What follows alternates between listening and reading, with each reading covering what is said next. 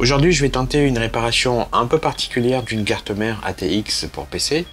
Alors, la panne est déjà identifiée, mais elle risque d'être relativement délicate à rétablir et vous allez tout de suite comprendre pourquoi. Il s'agit donc de cette carte mère, une Asus Maximus 7 Hero qui, à sa sortie en 2015, faisait partie du haut de gamme et qui est basée sur un chipset Z97 et qui est équipé ici d'un i7 4790K et 32 Go de RAM. Donc son problème, c'est qu'elle ne permet plus le boot du CPU et selon la personne qui me l'a fait passer, ça serait intervenu après avoir remplacé le ventirad.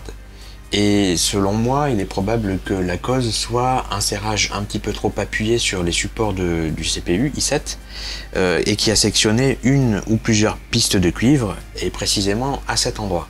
Et le but de la manœuvre serait donc de reconstituer d'une manière ou d'une autre les pistes endommagées et au vu de leur minuscule taille, ça ne pourra se faire qu'en travaillant ça directement au microscope. Et le microscope en question est celui-ci, il me donne à la fois un réel confort de travail et une excellente précision d'image, il sera parfait pour ce type d'opération. Alors on va déjà commencer par analyser la région du circuit que je suspecte endommagée, et j'avoue que je vais découvrir en même temps que vous l'ampleur des dégâts.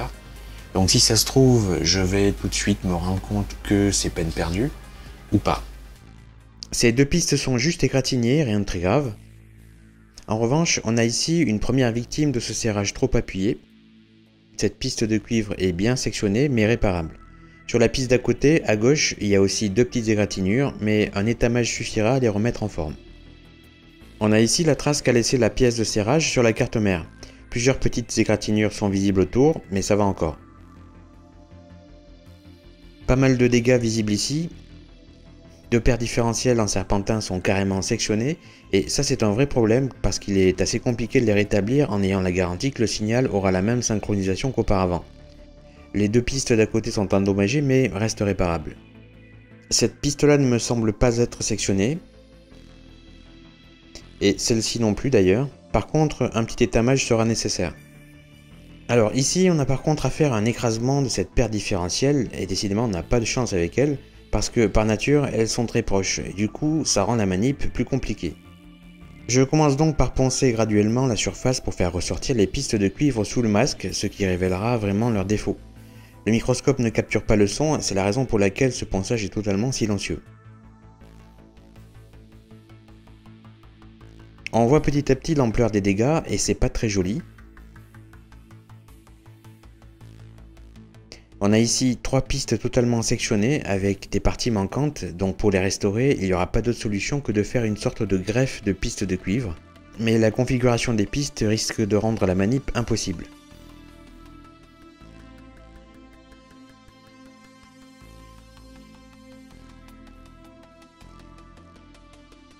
Pour avoir un aperçu complet des dégâts, il faut poncer toute la région suspecte sans trop appuyer pour ne pas détériorer les pistes de cuivre en bon état, mais suffisamment pour retirer le masque.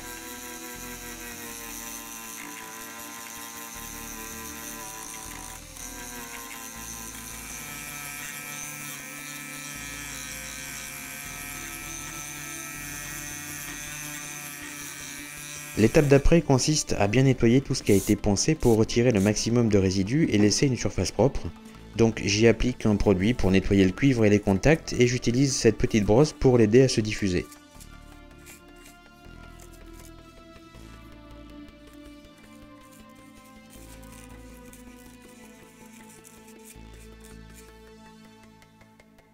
Voilà, le produit n'est pas encore complètement évaporé, mais on voit clairement ici, à travers cette image au microscope, une des pistes sérieusement endommagées.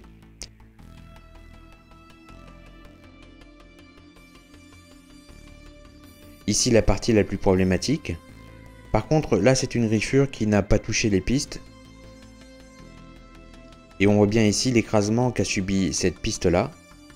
Le fait d'avoir poncé et nettoyé la surface du circuit nous permet de savoir précisément quelles sont les parties affectées.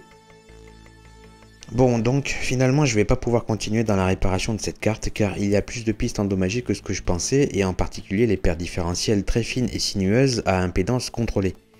Cela étant dit, je vais quand même vous montrer comment j'aurais procédé pour greffer une des pistes endommagées encore réparables. Pour cela, je vais utiliser un brin de torsade de fil de cuivre qui a approximativement le même diamètre qu'une piste de cuivre de cette carte mère. Pas la peine d'en prendre un grand bout étant donné que la surface à reconstruire n'est que de quelques millimètres. Voilà, ça suffira. Bien entendu, j'ai aussi besoin de pâte à souder, ce qui facilitera le maintien du greffon pendant la phase de soudure. Et pour ce qui est du produit nettoyant, il s'agit de celui-ci. Je vais donc vous montrer comment réparer cette piste-là. Elle a l'avantage d'être sectionnée sur sa portion rectiligne. C'est forcément plus facile à ponter qu'une piste courbée ou sinueuse. Et pour info, la section mesure 2 mm. La vue principale est celle prise au microscope, tandis que la vue en haut à gauche est la vue caméra. Dans un premier temps, on va procéder à une forme de micro-étamage tout autour de la partie sectionnée. Je peux donc commencer par appliquer un tout petit peu de pâte sur la région concernée. Et ensuite, avec le fer à souder, j'étale le fil d'étain sur la surface de telle façon à ce qu'elle soit bien recouverte de soudure.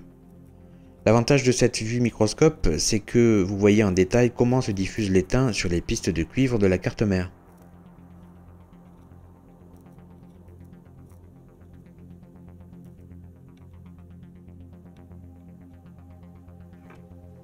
Ensuite, une fois que la soudure est fixée, il faut nettoyer tout ça avant de pouvoir remettre de la pâte et procéder à la greffe.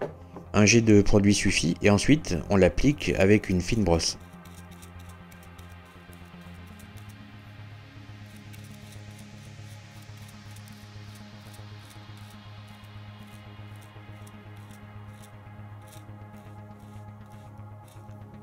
L'étape suivante consiste donc à remettre un minimum de pâte à l'endroit où on doit souder le brin de fil de cuivre sur la piste sectionnée.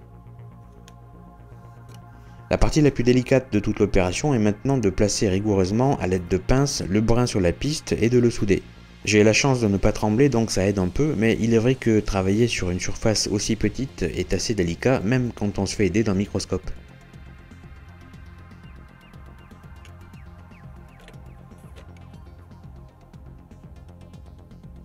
Voilà, il est correctement placé, je fais juste un dernier petit ajustement.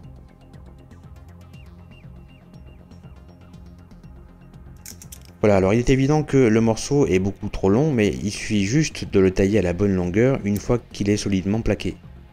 Ici, je délimite justement les deux morceaux qu'il va falloir retirer de part et d'autre du brin. Voilà, et à l'aide d'une petite pince coupante à la pointe fine, je sectionne ces deux parties. C'est moins délicat à faire que la soudure, mais ça demande quand même d'être précis étant donné la petitesse de la surface de travail.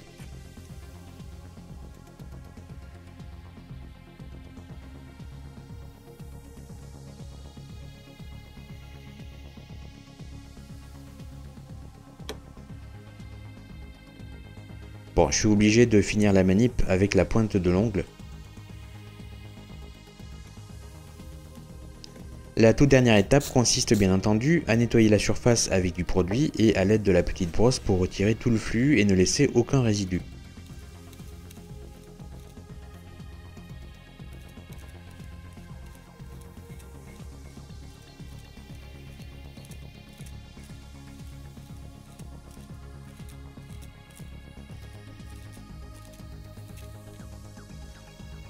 Et voilà ce que donne le résultat vu d'un angle plus tangent à la surface du circuit imprimé. Et en faisant un petit peu d'humour, on peut dire que la greffe a bien pris. Voilà qui clôture ce petit bonus. Si vous l'avez apprécié, n'hésitez pas à y mettre un pouce bleu et à le partager, je vous en remercie par avance. A bientôt pour une prochaine vidéo.